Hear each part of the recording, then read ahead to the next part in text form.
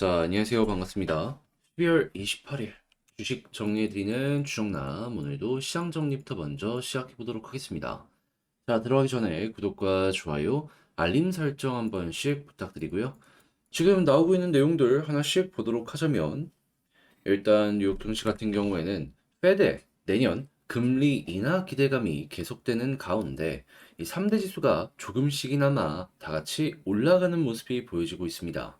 그런데 이제 알아둬야 될 게 뭐냐 하면은 이러한 기대감은 계속해서 지속이 되면서 이 다음 지표가 나올 때까지 어느 정도 긍정적인 흐름을 만들어 갈 것이다라고 생각을 할 수 있거든요. 근데 이제 문제는 뭐냐 하면은 너무 많이 올라갔다. 그리고 너무 빨리 올라갔다. 지금 금리 인하에 대해서 시작이 된다라고 하는 예상하는 구간이 3월이거든요. 근데 이제 12월 다 지나가고 있죠. 그러면 못해도 이 일정에 다가가기 위해선 두 달은 기다려야 된다라는 건데 지금 21년 전성기 기준 부근까지 올라와 있는 상황에서 두 달을 내리 기다린다. 나중에 다시 올라온다라고 하더라도 이제 한 번 더 빠지고 올라오지 않을까? 라는 생각이 조금씩 많아지고 있고요. 그리고 여기에 대해서도 이제 월가나 여러 군데에서 경고성 메시지를 꾸준하게 날리는 모습을 확인할 수 있고, 이제 미래에 대한 이 밸류를 너무 빨리 끌고 오는 것 같다라는 얘기들도 많이 들려오고 있으니까 이 부분은 감안을 하시면서 미국 증시 보실 분들은 참고를 해보셨으면 좋겠습니다. 자, 그래도 변하지 않는 건 무엇이다? 내년 3월 금리 인하에 대한 기대감 계속 90% 이상 유지하는 모습 보여주고 있습니다. 나중에 이번에 PC까지 괜찮은 모습을 보여주면서 이런 분위기가 유지되는 거잖아요.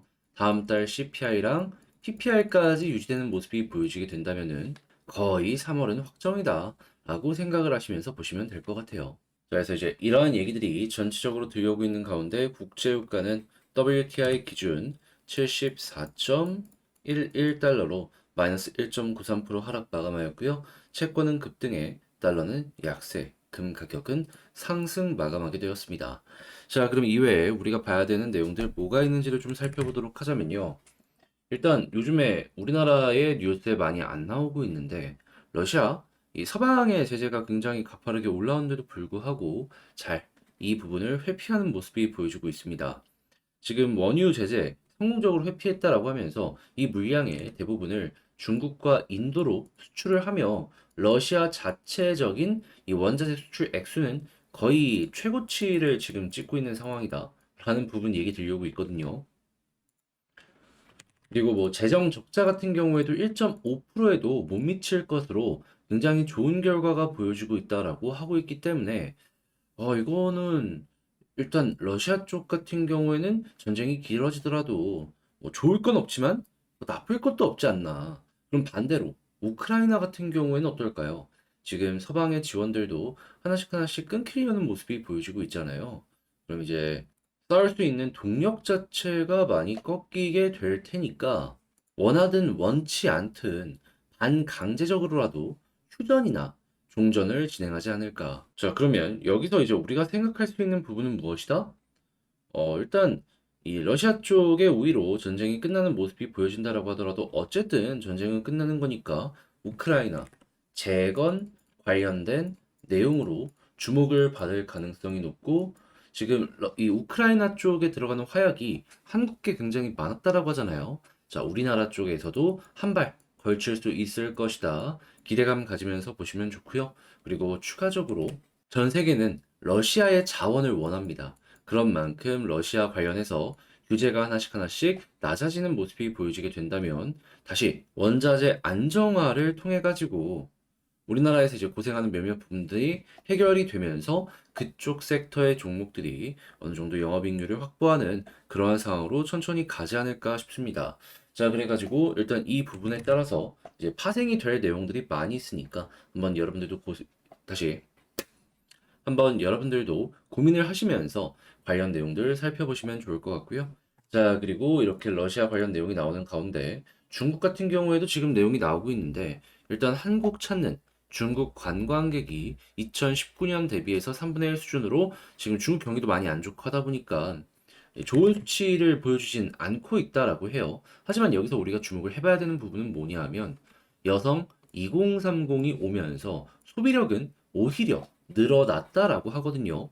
쇼핑 비용 지출 줄고 음식점비, 문화 서비스 오락비가 늘었다라고 하지만 쇼핑비 쓸 땐 씁니다. 자, 어떠한 쪽에서 지금 주목을 많이 받고 있다? 화장품. 지금 계속해서 로드샵 관련해가지고 이 관련 화장품 회사들 끝난 거 아니냐, 그냥 올리브영만 살아남는 거 아니냐라는 얘기가 많이 들려왔었는데 그 로드샵도 지금 복귀한다라는 내용이 들려오고 있다라고 합니다. 자, 그럴 정도로 관련으로 괜찮은 내용이 나오고 있으니까 중국 쪽 연결 많이 되고 있는 화장품 업체들 같은 경우에는 여러분들도 주목을 한번 해보셨으면 좋겠고요. 당연히 면세점도 좋을 수밖에 없으니까 면세점, 호텔, 카지노 등등등 여러분들 쭉 한번 보셨으면 좋겠습니다. 자, 그리고 이 반도체 같은 경우에도 여전히 좋은 모습이 보여주고 있는데 내년에는 PC 판매도 늘어날 것이다라고 이야기가 들려오고 있고 AI는 원래 좋았고 여기에 추가적으로 두 가지만 더 얘기하자면 지금 TV도 많이 팔릴 것이다라고 얘기하고 그리고 스마트폰 같은 경우에도 내년 한 번 더 반등을 할 것이다 얘기 들려오고 있거든요. 네, TV 같은 경우에도 디스플레이 많이 들어가고 스마트폰에도 들어가고 그리고 요즘엔 TV에 반도체도 많이 들어가고 있잖아요. 그러면 이쪽으로 인해서 관련 실적이 또 한 번 늘어날 수도 있겠구나. 요거 한번 참고를 해보시면 좋겠습니다. 자, 그리고 애플워치 판매 금지까지 갔다가 결국에는 소송 진행 동안 수입 금지 중단 관련 내용 나왔다라고 합니다. 자, 그래가지고 요거 삼성이 좀 치고 가는 모습 보여줄 수도 있었는데 아쉬웠다라고 할 수 있지만 그래도 이전보다는 환경 자체는 좋기 때문에 영업력으로 이걸 뚫는다면은 삼성의 갤럭시 워치가 이 관련 시장의 점유율을 높여나갈 수 있으니까 여러분들 한번 관련주로 엮이는 종목들은 살펴보셨으면 좋겠습니다.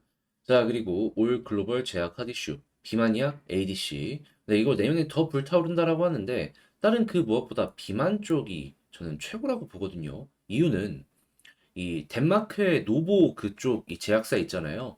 원래는 비만약을 한국에 출시를 하려고 했었습니다. 근데 왜 안 했냐? 이유는 심플해요. 수요가 너무 많으니까 공급이 딸리는 거예요. 그러니까 굳이 한국 쪽에 건보 관련해가지고 좀 싸게 팔 필요 없이 그냥 해외에 비싼 가격에 팔면 되니까 그냥 굳이 한국에 안 들여오는 거예요. 더 비싼 가격에 훨씬 더 많이 사줄 수 있는 시장이 활활 불타오르고 있으니까. 네, 그러면 이런 거는 한국에 들어오기만 하더라도 충분히 수요가 급증할 수 있을 것이다라고 볼 수 있기 때문에 비만약 관련은 그냥 올해, 내년뿐만 아니라 향후 몇십 년 동안 앞으로 계속해서 주목을 받을 가능성이 높을 것이다 정도로 보시면서 관련 내용 확인해 보셨으면 좋겠습니다. 자, 이렇게 해서 시장 정리 한번 싹 해봤는데 도움이 되었다라고 생각을 하신다면 구독과 좋아요, 알림 설정 한 번씩 부탁을 드리고요. 지금 말씀드린 내용들 같은 경우에는 제가 장 시작하기 전에 이렇게 올려드리고 있습니다. 같이 한번 공부해보고 싶다 하시는 분들이 있다면 현재 나온 내용 같이 보기 위해서 영상 소개란에 있는 텔레그램 링크를 클릭하시고 입장을 하시고 내용 저와 함께 확인해 보셨으면 좋겠습니다. 자, 그러면 개별 종목 살펴보도록 할게요. 안녕하세요. 멤버십 홍보 하나만 잠깐 하고 가도록 하겠습니다. 자, 제가 이 금리 관련 얘기를 하면서 11월 그 이전부터 제약바이오는 한번 지켜보셨으면 좋겠다. 꾸준하게 말씀을 드렸죠. 그리고 이렇게 말로만 했던 게 아니라 특히나 제가 정확하게 11월 23일에 여기 날짜 보이시죠? 이 HLB 31,900원에 여러분들께 소개를 해드릴 수가 있었는데 이날 뭐라고 말했냐면 이번 만약에 파동이 생기게 되면은 최소가 박스권이고 돌파했을 때 5만 원 부근까지 갈 가능성이 높을 것이다. 한데 지금 어디까지 갔냐? 이후 파동을 돌파하고 무려 50% 이상의 수익이 만들어지고 있다는 걸 확인할 수 있습니다. 이때부터 저와 함께 움직이셨던 분들 같은 경우에는 축하드린다 말씀드리고요. 놓쳐갖고 아쉽다라고 하시는 분들에게도 한 가지만 말씀드리면 이외에도 24년 대박 날 수 있는 종목 멤버십에서 소개해드리고 있으니까요. 관심 있다 하시는 분들 자, 멤버십 어떻게 가입하시는지 아시죠? 구독하기 옆에 가입 버튼 눌러서 주식 정리해드리는 주정남 관심 종목 일주일에 한 번 알차게 해드리고 있으니까 저와 함께 어려운 시장 잘 헤쳐나가 보셨으면 좋겠습니다. 안녕하세요. 제가 이번에 가지고 온 종목은 두산 에너빌리티를 가지고 왔습니다. 자, 계속 제가 외국인 수급을 외치고 또 외쳤는데 결국 오늘의 양봉으로 연결이 되었죠. 한데 아직 박스를 뚫지는 못했단 말이죠. 근데 여기서도 수급이 좋다면 어떻게 될까요? 저는 과감하게 머지않은 시간 내에 이 위를 돌파하는 움직임이 나오게 될 것이다라고 말씀드리고 싶습니다. 여기서 봐야 되는 핵심 내용 뭐가 있는지 하나씩 살펴보도록 할 테니까요. 들어보시고 도움 된다면 구독과 좋아요, 알림 설정 한 번씩 눌러주시면 감사드리겠습니다. 자, 일단 가장 먼저 이 투산 에너빌리티 해외 수출 같은 경우에는 정말 기대할 게 많았는데 국내 같은 경우에는 신한울 3, 4호기를 제외하면은 딱히 들여오는 내용이 없었잖아요. 그런데 곧 있으면 11차 전력 수급 기본 계획 연내 발표가 진행이 될 것이다라고 하고요. 여기에서 신규 원전 건설의 공식화가 유력될 것이다라고 평가가 되고 있기 때문에 야, 이거 신한울 3, 4호기 다음이 나올 가능성이 높겠네. 그럼 에너빌리티 같은 경우에는 국내에서 어떤 위치를 차지하고 있다? 뭐 경쟁사가 나오는 거 아니냐라고 하실 수도 있을 것 같은데, 이런 발전은요, 진짜 높은 소재 공학이 필요하고요. 이게 정말 큰 진입 장벽으로 작용을 할 수밖에 없습니다. 그러니까 이걸 하고 싶다고 해서 1, 2년 만에 이걸 맞추거나 할 수가 없어요. 이건 거의 불가능합니다. 그래서 이제 원전 쪽으로 해서 이 주기기를 납품하는 그냥 국가 단위로만 놓고 보더라도 5손가락, 6손가락 그 중에 하나가 한국인데 핵심 기업이 에너빌리티이기 때문에 이 주기기 납품 쪽으로 굉장히 또 한 번의 큰 매출을 기대할 수가 있을 것이다라고 생각을 할 수가 있다라는 겁니다. 그러면 미래 먹거리 확실하게 나오겠죠. 그러니까 이 뉴스 나오자마자 에너빌리티 조금이나마 올라가게 되었다라고 생각을 하시면 되고 실제로 다음 이 개발 일정이 발표된다면 여기에 맞춰서 그때는 어떻게 보면은 신규 수주가 크게 잡힐 수도 있는 것이기 때문에 한 번 더 좀 더 많이 올라가는 이런 모습으로 연결이 되지 않을까 생각을 해보기 좋을 것 같습니다. 자, 그리고 이런 상황에서 내년 여기에서 계속 이 수주전 진행이 될 예정인데 여기서 일부라도 물량을 따오게 된다면 그럼 내년 한 해도 따뜻하고 향후 몇 년치 일거리는 걱정을 할 필요가 없을 것이다 정도까지 생각을 할 수 있을 것 같습니다. 그리고 이제 소형 원전 같은 경우에도 속도를 낼 것이기 때문에 이쪽도 매출이 어느 순간부터 잡히기 시작을 할 것이고요. 자, 그러면 일단 오늘 좋은 내용이 나왔으니까 이 부분은 괜찮다라고 생각을 하시면 되고, 독일 같은 그리고 일본 같은 이런 지역에서도 예전과는 다른 원전에 대한 분위기가 피어오르고 있기 때문에 아직 구체적으로 그쪽 지역에서 신규 수주 이런 건 없다라고 하더라도 이게 주변국들에 영향을 미칠 수도 있으니까 고민을 하고 있는 국가에 자극을 할 수 있다라는 부분도 감안을 하시면서 살펴보시면 좋을 것 같습니다. 자, 그러면 에너빌리티 일단 나오는 뉴스 아주 좋다라고 평가를 하면서 볼 수 있을 것 같은데 수급과 차트도 한번 놓고 보도록 하자면요. 일단 수급. 제가 이전 영상에서 여러분들께 뭐라고 꾸준하게 강조를 드렸었나요? 다른 거 일단 보는 건 좋다 이거예요. 근데 1순위는 뭐다? 외국인 수급 봐라. 그리고 조정이 나왔을 때도 수급 얘기하면서 걱정 안 해도 된다라고 했는데 결국 어떻게 됐죠? 예, 빨간불 들어오니까 오늘 이렇게 올라왔습니다. 근데 오늘까지도 빨간불이 계속 이어지게 된다면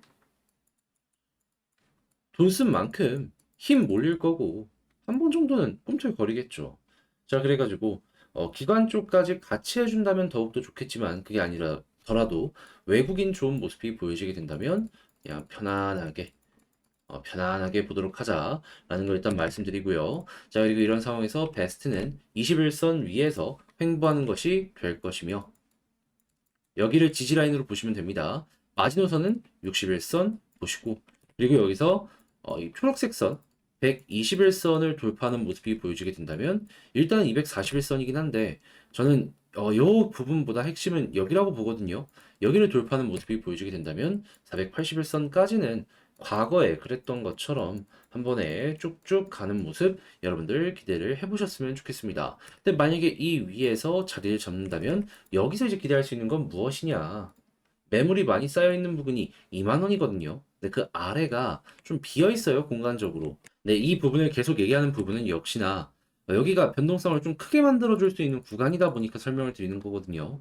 그러니까는 일단은 지금 이 아래만 생각하는 게 아니라 갑자기 어느 순간 팍 하고 튀어오를 수 있기 때문에 2만 원 아래까지는 나름의 기대를 하시면서 보시는 거 말씀드리며 지금 이렇게 핵심 포인트들 짚어보겠습니다. 자, 이렇게 해서 한번 끝까지 봤는데, 일단 총정리 한번 하면서 영상을 마치도록 하자면요. 일단 첫 번째 나오는 뉴스, 연내라고 하면은 그냥 이번 주네요. 네, 곧 있으면은 한국 원전 관련해서 기대되는 내용이 나올 예정이니까, 요거 나오는지, 실제로 얼만큼의 주문이 나올지, 요거 한번 살펴보시면 되고요. 그리고 이게 잘 되는 모습이 보여지게 된다면, 이제 내년엔 해외 수주, 여기에 집중하도록 하자. 그리고 두 번째, 수급적으로 봤을 때 다른 것보다 이게 최고다.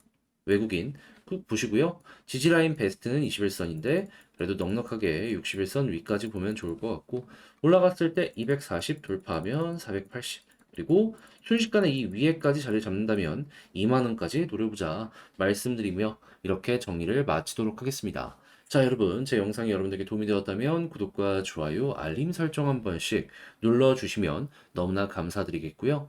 자, 그리고 오늘도 좋은 하루 되시길 바라며 전 다음에 더 좋은 영상으로 다시 인사를 드리도록 하겠습니다. 이상 주식 정리해드리는 주정남이었고요. 여러분들 모두 좋은 하루 되세요.